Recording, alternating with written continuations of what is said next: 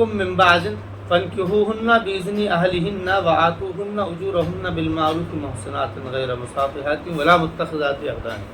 ये कुरान करीम की बड़ी दिलचस्प आयत है।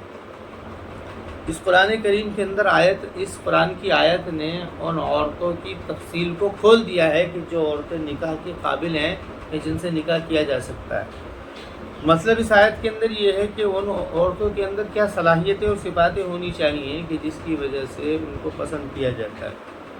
हालांकि एक रिवायत में रसूल अकरम अलैहिस्सलातु वस्सलाम ने इरशाद फरमाया कि तुनकहुल मरअतु लिअरबइन लिहस्बिहा वली जमालिहा वली दीनिहा वली मालिहा, कि औरतों को 4 चीज़ों की वजह से पसंद किया जाता है। 4 उसके अंदर सिफ़ातें होती हैं, उसकी खूबसूरती की वजह से और उसके माल की वजह से और उसके ख़ानदान की वजह से और उसके दीन की वजह से। ये 4 चीज़ें हैं जिसकी वजह से उसको पसंद किया जाता है। फिर आपने फरमाया फ़ज़्फ़ुर बिज़ातिद्दीन, कि दीन वाले को तरजीह दे। ये रसूल अकरम अलैहि सलाम ने इरशाद फरमाया, यानी कि दीन। अब दीनदारी क्या है, औरतों की दीनदारी क्या है कि जिसकी वजह से देखा जाए कि कैसी औरत से रिश्ता करना है। तो इस मज़मून को यहाँ खोला है कुरान ने और बड़ी दिलचस्प इसके अंदर बात रखी है। बात यह है फ़न्किहूहुन्ना बिइज़्नि अहलिहिन्ना व आतूहुन्ना उजूरहुन्ना बिलमारूफ़ मुहसनातिन, कि तुम निकाह करो। पहली बात तो ये है कि औरतों से जब निकाह करना उनके अहल की इजाज़त से करना। पहली बात, बुनियादी बात ये मर्दों से मुख़ातब खिताब है। अगर तुम निकाह करना तो उनकी अहल की इजाज़त से निकाह करना, एक तो बात ये है। और ये बात यहाँ पर इसलिए खोली है कि औरत जो भी होगी वो बग़ैर अपने अहल की इजाज़त के कदम नहीं उठाएगी। ये भी समझने की बात है कि जो औरत होगी वो अपनी बग़ैर अहल की इजाज़त के वो कदम नहीं उठाएगी। तो ये बुनियाद यहाँ से तय कर दी। अभी औरतों की सिफत के ऊपर बात नहीं आई, अभी बुनियाद के ऊपर बुनियाद को छेड़ा है कि फ़न्किहूहुन्ना बिइज़्नि अहलिहिन्ना, कि तुम निकाह करो उनके अहल की इजाज़त से। व आतूहुन्ना उजूरहुन्ना बिलमारूफ़ी, और दूसरी बात ये तय कर दी है कि तो उनकी जो महरें हैं वो भलाई के साथ में उनको देना। ये तो दोनों चीज़ें बुनियाद है।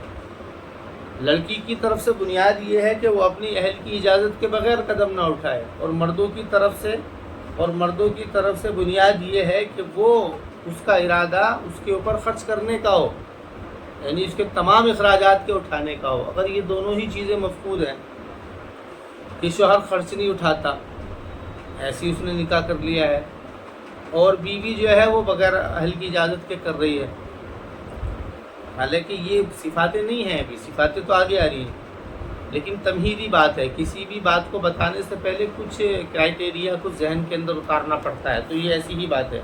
अब देखो सिफ़ातें हैं, सिफ़ात के अंदर सबसे पहले कुरान ने जिक्र किया मुहसना हो। मुहसना किसको कहते हैं?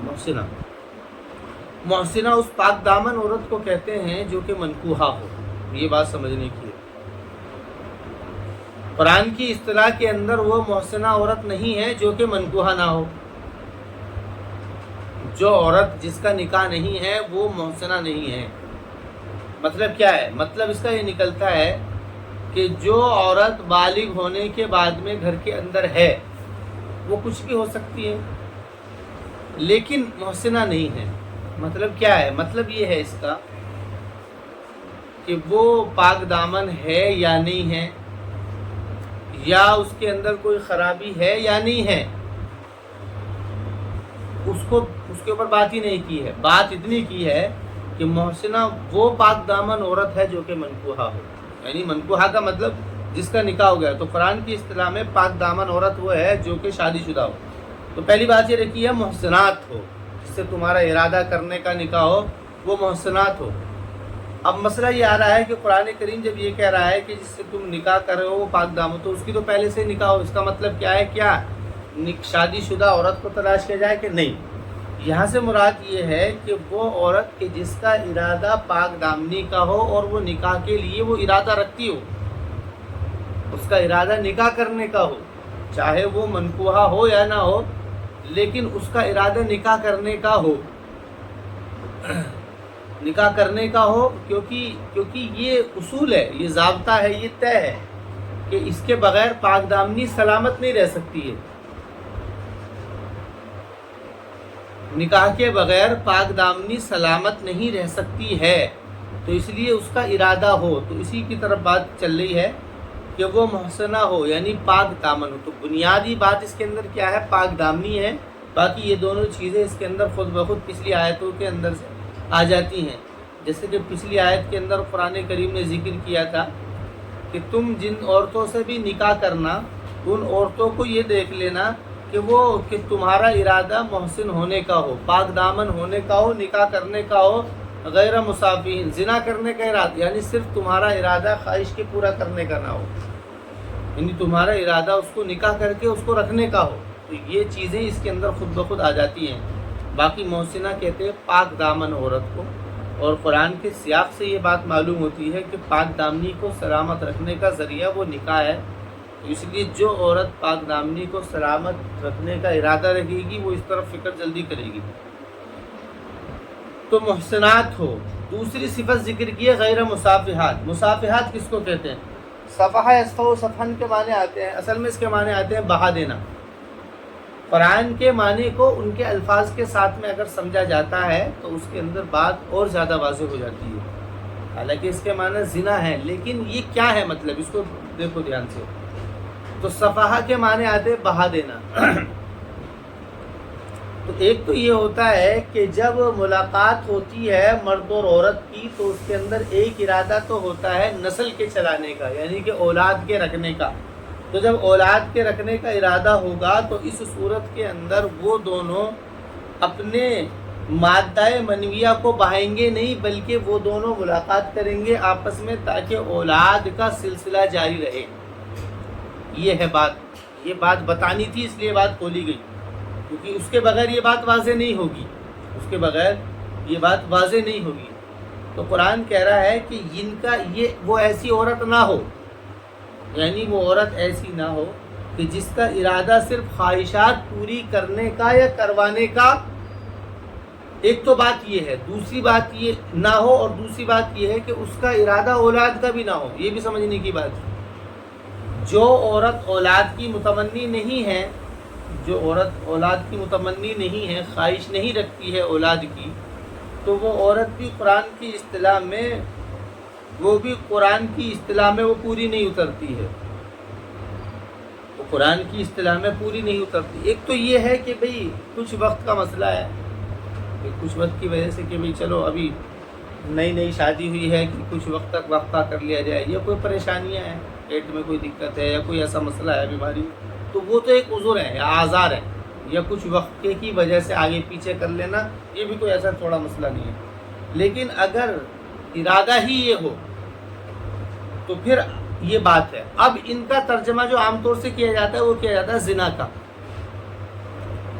حالانکہ زنا کے لیے قرآن کا ایک الگ لفظ ہے، وہ زنا خود قرآن کا لفظ ہے، الزانیۃ والزانی فاجلدوا کل واحد منہما مئۃ جلدہ، کہ ان عورتوں سے کہ جو عورتیں زنا کرنے والی ہیں ان عورتوں کو کوڑے مارو یا پھر رجم کر دو اگر وہ شادی شدہ ہیں۔ تو زنا تو خود قرآن کا لفظ ہے، تو اس کے معنی زنا کے نہیں، حالانکہ اس کا جو ہے گھوم پھر کر کے معنی وہی کر دیتے ہیں، کیونکہ اردو میں اس کے لیے کوئی لفظ نہیں ہے، لیکن اس کو سمجھنا پڑے گا۔ تو مسافر اس عورت کو کہتے ہیں کہ جس کا ارادہ نمبر 1 خواہش پورا کرنے کا ہو، اور نمبر 2 ارادہ اس کا اولاد پیدا نہ کرنے کا ہو، یہ دونوں باتیں اس کے اندر۔ تو ایسی عورت نہ ہو کہ جس کا ارادہ خواہش پورا کرنے کا ہو یعنی زنا کرنے کا ہو، اور ایسی عورت نہ ہو کہ جس کا ارادہ اولاد یعنی نسل کے چلانے کا نہ ہو۔ تو یہ بات دیکھنے کی ہے۔ پہلی عورت، پہلی صفت پاک دامن ہو۔ پاک دامن کا مطلب یہ ہے، پاک دامنی کا طریقہ یہ ہے کہ وہ نکاح کی متمنی ارادہ رکھتی ہو، کیونکہ جو پاک دامنی سلامت، اس کے پاک دامنی کی سلامتی اس کے بغیر ہے ہی نہیں، نکاح کے بغیر۔ یہ بہت دھیان سے سمجھ لینا کہ عورت اگر منکوحہ نہیں ہے، شادی شدہ نہیں ہے، تو اس کی پاک دامنی کی کوئی ضمانت، کوئی گارنٹی نہیں ہے، وہ کہیں پر بھی پاک دامن نہیں ہو سکتی ہے۔ ہو جائے وہ الگ بات ہے، لیکن ضمانت نہیں ہے۔ تو ایک بات تو یہ ہے، دوسری بات یہ، تیسری بات کیا ہے؟ ولا متخذات اخدان، تیسری صفت اور ذکر کی ہے، اور کو وہ عورتیں ہوں جو کہ ولا متخذات اخدان، نہ پکڑنے والی ہو خدن کو۔ اس کو دیکھ لو، خدن کس کو کہتے ہیں؟ خدن کہتے ہیں اصل میں آنکھ کے کناروں کو، یہ جو کنارے ہیں ان کو خدن کہتے ہیں. ولا متخذات اخدان، خدن کا مطلب ہے آنکھ کے کنارے، یہاں سے مراد ہے. اور نہ پکڑنے والی ہوں کناروں کو، یہاں سے مراد کیا ہے؟ یہاں سے مراد یہ ہے کہ وہ عورت یعنی کہ اشارے کرنے والی نہ ہو. اشارہ کرنے سے مراد کیا ہے؟ زنا تو نہیں کرتی ہے وہ، لیکن اشارے بازی کرتی ہے، کسی دوسرے مردوں سے بات چیت کرتی ہے، ان سے ہنس بولتی ہے، آنکھوں سے اشارہ. یہ اصل میں ایک اصطلاح ہے قرآن کریم نے، اس کی بنیاد یہاں سے شروع ہوتی ہے. مطلب کیا ہے کہ جو عورت پاک دامن ہوگی اس کی نظر اپنے شوہر کے اوپر ہوگی، اور اگر وہ پاک دامنی اس کے اندر نہیں ہے تو پھر وہ غیر مردوں سے بات بھی کرے گی. لیکن اس کی شروعات کہاں سے کرے گی؟ شروعات یہاں سے کرے گی، آنکھوں سے دیکھنے سے. آنکھوں کے دیکھنے سے وہ شروعات یہاں سے ہوگی. قرآن نے جو جہاں سے کوئی چیز شروع ہوتی ہے بنیاد سے اس کو ٹچ کیا ہے.